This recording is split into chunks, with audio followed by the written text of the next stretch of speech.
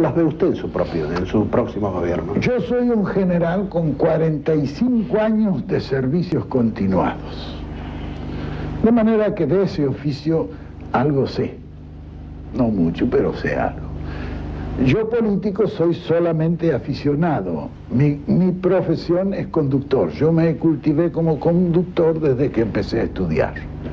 Es decir, creo que el oficio más elevado de la jerga militar es el conductor, es el vértice Muy bien, de manera que conozco perfectamente bien a las Fuerzas Armadas, como conozco también profundamente sus deberes y sus posibilidades.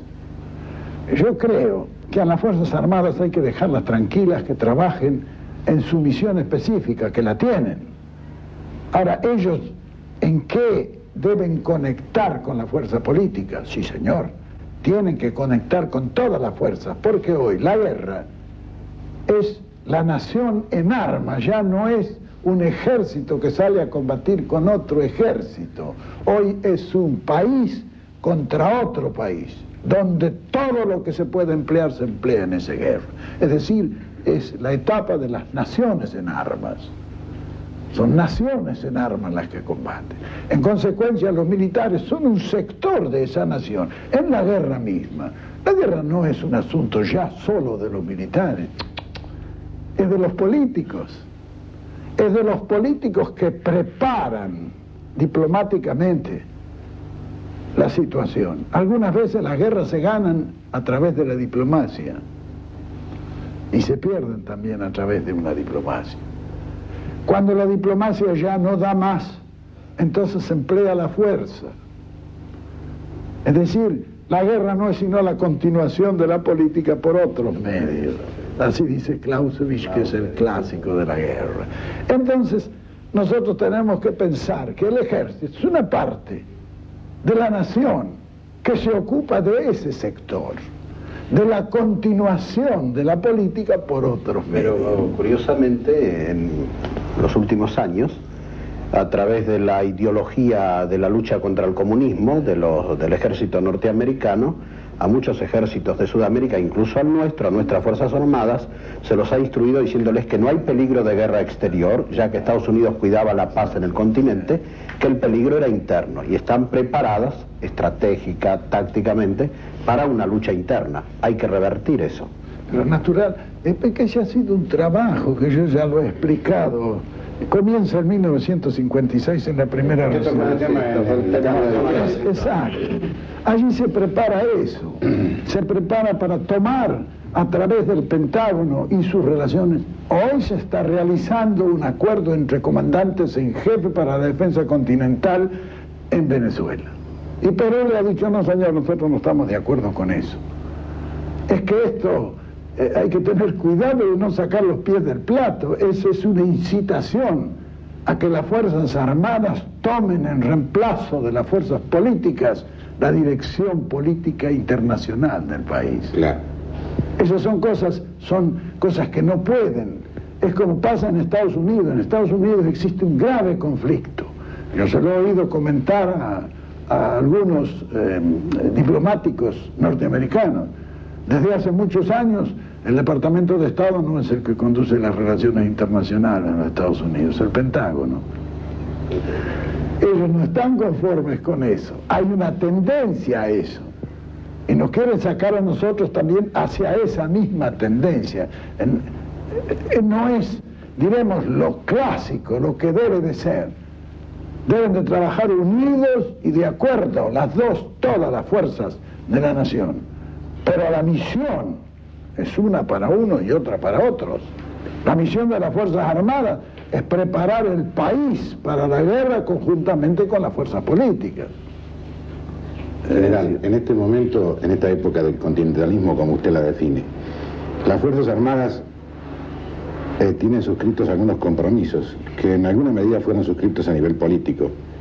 Por ejemplo, el Pacto de Río de Janeiro del 47, la Junta Interamericana de Defensa, etc. ¿Cuál será la actitud entonces que a su criterio deben tener nuestras Fuerzas Armadas y nuestro poder político, instruyendo en ese sentido, frente a esa situación real?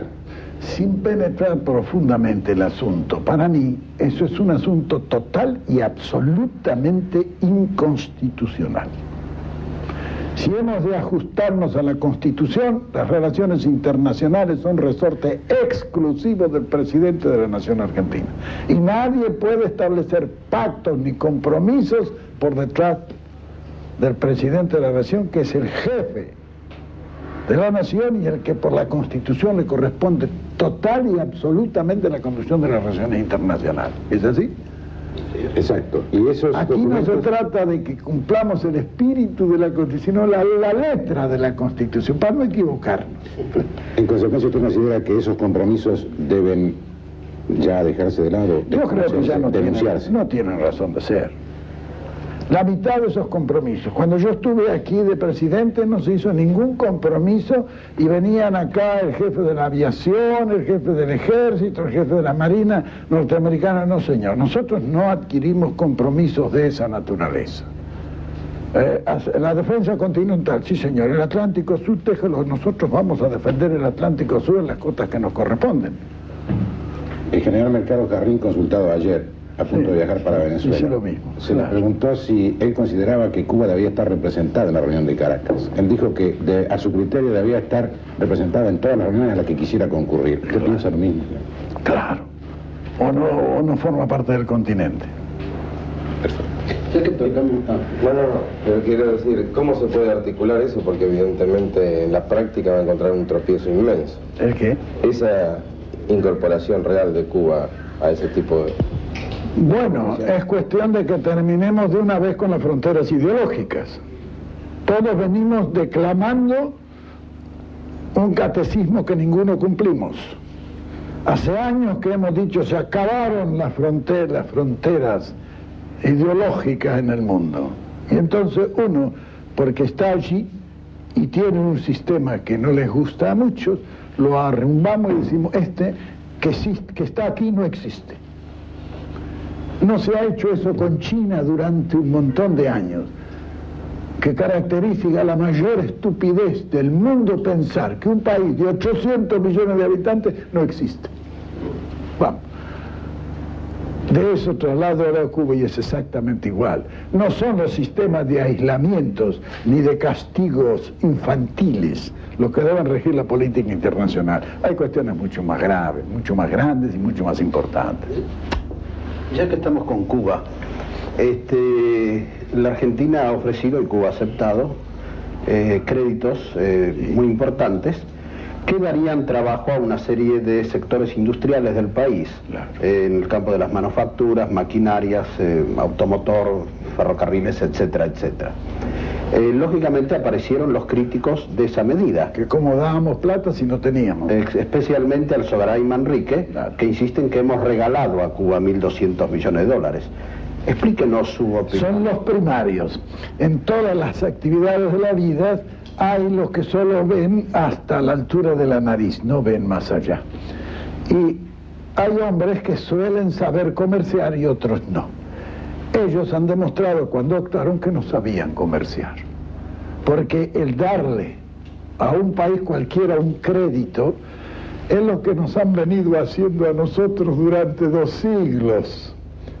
Ese que nos daba el crédito no ponía un centavo, lo poníamos nosotros en crédito ante los bancos donde se descontaban los documentos. Si a nosotros nos lo han hecho durante 2 siglos, con ventaja para los que lo hicieron, ¿por qué no vamos a hacerlo nosotros también en las mismas condiciones que lo hicieron ellos?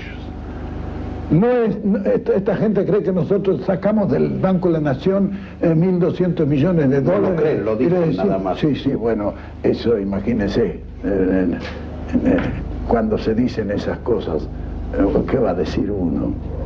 Pero los que realizan estos es gente de negocio que sabe lo que es un negocio y lo está realizando al negocio. General, usted decía recién... De eso, desde que damos empezamos a estar beneficiados. Claro, crítica sí es fácil, pero que lo vean al ministro de Economía, que él sabe lo que hace. General, usted decía recién que está asombrado de los ofrecimientos que se están recibiendo en este momento Me imagino que se refería a posibles inversiones, empréstitos.